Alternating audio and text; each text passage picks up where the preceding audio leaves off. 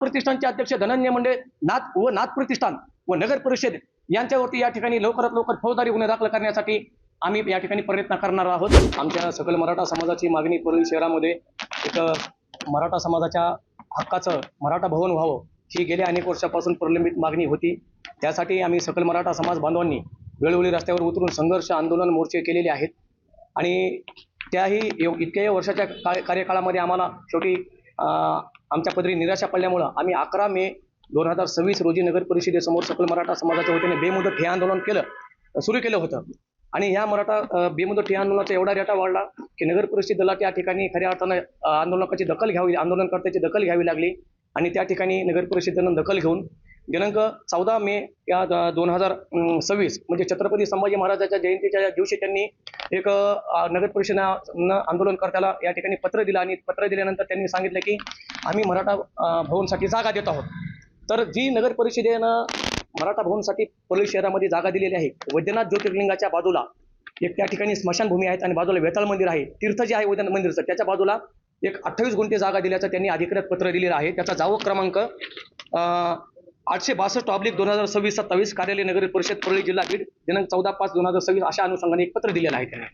तर त्या पत्रामध्ये त्यांनी सांगितलेलं आहे की आम्ही मराठा भवनसाठी 28 गुंठे जागा दिलेली आहे। पण ही बाब या ठिकाणी आंदोलनकर्ता म्हणून आणि एक कायद्याचा अभ्यासक वकील म्हणून माझ्या लक्षात आल्यानंतर मी तातडीनं सर्व कागदपत्र या ठिकाणी गोळा केले। मी तलाठीकडे 7/12 गोळा केल्या, नगर परिषदेतून सगळे सरकारी कागदपत्र काढल्यानंतर जमा केल्यानंतर माझ्या लक्षात आलं की ही नगर परिषद या ठिकाणी मराठा समाजाची फसवणूक केलेली आहे। त्याचबरोबर 14 मे या दिवशी छत्रपती संभाजी महाराजांच्या जयंतीच्या दिवशी महाराष्ट्र राज्याचे माजी मंत्री व परळी विधानसभेचे आमदार धनंजय मुंडे यांनी सांगितलं की मी धनंजय मुंडे अध्यक्ष असलेल्या नाथ प्रतिष्ठानच्या वतीनं ही जागा धनंजय मुंडेंनी मराठा भवनसाठी खरेदी करून घेतलेली आहे। परंतु धनंजय मुंडेंनी सांगितलं की नाथ प्रतिष्ठान ही जागा विकत घेत आहे आणि मराठा समाजाला त्या ठिकाणी दान धर्म देत आहे। परंतु उपलब्ध कागदपत्राच्या आधारे शहानिशा केली असता ही जागा परळी शहरातील वैद्यनाथ मंदिरच्या बाजूला असलेली गट नंबर 413 दत्तात्रय देवस्थानची ही जागा आहे आणि ही जागा सगळ्यात महत्वाचं, ही जमीन गट नंबर 413 ही इनामी जमीन आहे, वर्ग 2ची जमीन आहे ही आणि त्याच्यात इतर हक्कामध्ये त्याचा शेरा नमूद आहे की ही जागा हस्तांतरण करता येत नाही परवानगीशिवाय। एवढी शोकांतिका असताना, एवढं ही गंभीर प्रकरण असताना महाराष्ट्र राज्याचे मुख्यमंत्री, आपल्या महाराष्ट्र राज्याचे माजी मंत्री धनंजय मुंडे यांच्या ताब्यात परळी नगर परिषद आहे, नगराध्यक्षा पद्मश्री धर्माधिकारी आहेत, ह्या दोन्ही संस्था त्यांच्या ताब्यात असताना त्यांनी सारासार मराठा समाजाची पद्धतशीरपणे फसवणूक केलेली आहे।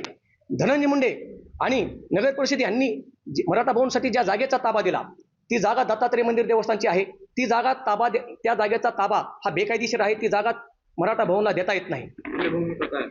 तर या ठिकाणी ही धनंजय मुंडे आणि नगर परिषद यांनी ही दत्तात्रय देवस्थानची बेनामी म्हणजे वर्ग 2ची जमीन ही मराठा समाजाला देऊन फसवणूक केल्यामुळं आंदोलनकर्त्यामध्ये त्यांनी फूट पाडलेली आहे। सगळ्यात महत्वाचं धनंजय मुंडे आणि नगर परिषद धनंजय मुंडे यांचे कार्यकर्ते असलेले जे की पगारी स्वरूपाचे पेड कार्यकर्ते आहेत काही, जे की मराठा आंदोलनामध्ये सहभागी होतात आणि हे तोडपाणी करून खऱ्या अर्थानं मराठा समाजाला वेठीस धरतात।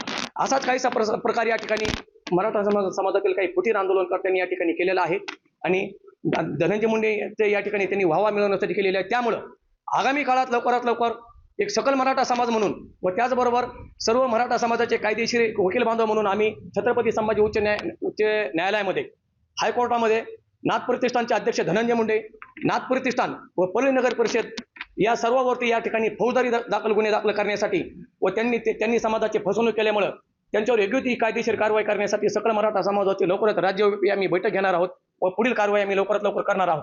व त्याचबरोबर मी आता लागलीच आम्ही सकल मराठा समाज बांधव या ठिकाणी आंतरवली सराटी येथे मराठा संघर्ष योद्धा मनोज जरांगे पाटलाची भेट घेऊन त्यांना या ठिकाणी ही वस्तुस्थिती सांगणार आहोत।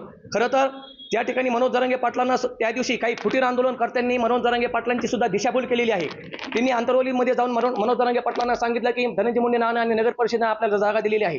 या निमित्तानं मी आपल्या चॅनलच्या माध्यमातून आवाहन करतो की जरांगे पाटलांना या ठिकाणी जी मराठा बांधवांनी जी चुकीची माहिती दिलेली आहे तर सर्व सकल मराठा समाज बांधवांना या ठिकाणी सांगू इच्छितो की नाथ प्रतिष्ठानचे अध्यक्ष परळीचे आमदार धनंजय मुंडे आणि नगर परिषदेनं सारासार मराठा समाजाची फसवणूक केलेली आहे। मराठा समाजाच्या काही आंदोलनकर्त्याला हाताशी धरून तर मराठा समाजाने कुठलाही या गोष्टीवरती विश्वास ठेवू नये।